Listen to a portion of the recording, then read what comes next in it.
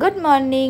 এখানে সকালবেলা বসে গেছি জিরের জল নিয়ে, আর ছোলার ডাল বসিয়ে দিয়েছি। আজকে টিফিনে একটু কফি নিয়ে নিয়েছিলাম, ব্ল্যাক কফি, একটু ঘি দিয়ে, আজকে ছোটো কাপেই নিয়েছি। কড়াইতে লুচি ভাজছি, টপ টপ করে তাড়াতাড়ি করে ভেজে নিচ্ছি লুচিগুলো। অভিজিৎকে ব্রেকফাস্ট দিতে হবে। লুচি, ছোলার ডাল সব হয়ে গেছে। এখানে ডাল ভিজিয়ে রেখেছি। এটা আমার ব্রেকফাস্ট আজকে। একটা লুচি আর ছোলার ডাল, ভাত হয়ে গেছে। শশা গ্রেট করে রেখে দিয়েছিল মামুন, বেগুনটাকে কেটে রেখে দিয়েছি। এখানে জুস খেয়ে নিচ্ছি, একটু তরকার ডাল ভিজিয়ে রেখেছিলাম। এখানে ভেন্ডি সর্ষে পোস্ত দিয়ে করে রেখে দিয়েছি। তো দেখি তরকার ডালটা কি করব রাত্রে, সেটা ভাবিনি। বড়া হয়ে গেছে। এখানে পটল, ঝিঙে, আলু সব দিয়ে একটা নিরামিষ তরকারি করে নিলাম। আর তার সঙ্গে সঙ্গে আমার জুসটাকেও খেয়ে নিলাম, যেটা আমার কোটাতে থাকে।